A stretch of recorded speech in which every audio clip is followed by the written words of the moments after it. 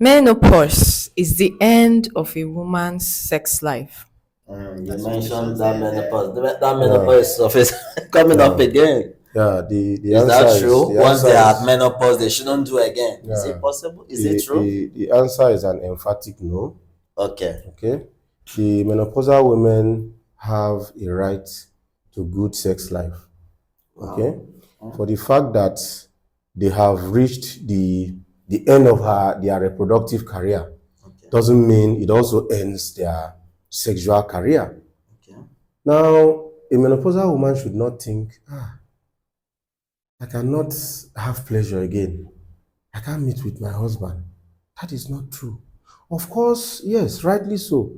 When a woman achieves menopause, a lot of the events or bodily adjustments or changes that encourages let me put it, stress-free sexual intercourse may have, ceased happening. For example, the lubrication from the major glands of the genitalia may have stopped. Of course, will stop production because they are all dependent on estrogen.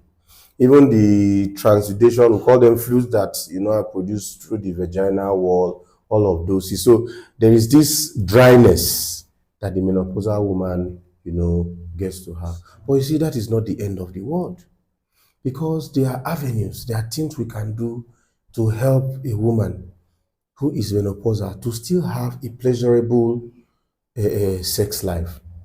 Now, when you meet with the gynecologist, they would speak with you, get information from you, and see where you can fit in. Because we also consider safety while trying to offer treatment to menopausal women. The highest of it all, we talk about what we call menopausal hormonal treatment.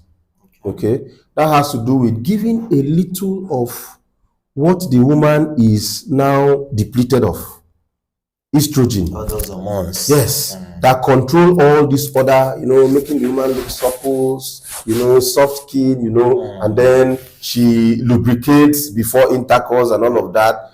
And we want to try to mimic the period when she just left. But we give them a little dose of those estrogens, okay, mixed with progesterone too, so that those other things could, still happen. But just as I said, we need to select women who would best benefit from this. Okay. And even if we are giving, we don't want to give beyond a certain number of years. Yeah. 5 years, we don't want to go beyond that because of the risk of, you have risk of breast cancer, those who still have uterus, endometrial cancer, and some cancers like that. Okay. Now, those could be orally taken. Okay. Okay. Would encourage you to do that. We could also, prescribe some lubricants for them. For the vaginal dryness. Yes. The same is really, you can encourage that. Okay. You can give them. Now, I'm not saying this so that you go and start practicing that on your own. I try to be as restrictive as possible with the information I give out, so that you don't just go on your own and start taking things because you are hearing me talking about them. You must get guidance to this treatment from a gynecologist. I'm not advising you to go doing all of those. Excellent. And then we encourage you about lifestyle modification generally. Okay, because it's not just the sex life. Her entire person changes from who she was. Her psychomotor function, her psychology, her mental, personality, everything changes. Okay, so we may encourage you, look, if you are an alcoholic, just look for a way and stop taking alcohol. Avoid caffeine products as much as possible. Smoking, go on natural diets, vegetables, fruits. Okay, this can help, in improving your quality of life and help you cope. Well, large again, if you also have a good and a happy family and you have lived a fulfilled life, okay, you have children you can look at and you are happy. You have a husband who is by you. Those are things that contribute to the entire, menopausal lifestyle of a woman being enjoyed or not, being fulfilled or not. So, yes, we are isolating sex to discuss today. I am saying that a woman who has attained menopause can still achieve and enjoy sexual reproductive health. That is not the end of the world. And if you seek further clarification on this, see a gynecologist for proper and a more holistic approach to your care. Oh, thank you so much, sir. Like you said, here in Best Life, what we always advocate for expert management. Yeah. So all the information we give out here, we are not trying to make you doctors online. No, no, not at all. Exactly. What we do is that in fact, there is a reason why we started this program, because of a lot of issues we do have. In clinic, people coming up with a lot of superstitious belief, okay. a lot of myth, that you be telling you end up, spending a lot of time telling a patient, educating a patient on a particular, condition. After all your patient education, the patient will just, because the myth is holding them So down. strong, yeah. It's so strong.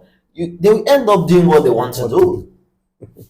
Do you get and when this happens to me, I feel so bad that I just wasted my time educating a patient. Maybe, for example, a case like stroke, maybe a case like maybe like you're talking about menopause now. Most of them also come down with some MSK issues like osteoporosis and all that. Even when you try to explain to them, after all those, they are still thinking of what they want to do for themselves. So why we are here is for people to start changing their minds. That is what actually made us to start up these shows. So that people will start knowing the right thing, and then let's see how they can start letting go some of these myths, some of these misconceptions. So we always emphasize on expert care.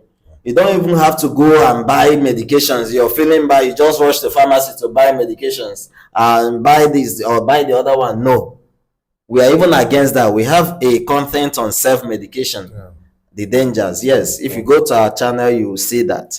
So we are strongly against you taking the will I say the laws Into your hands, so please seek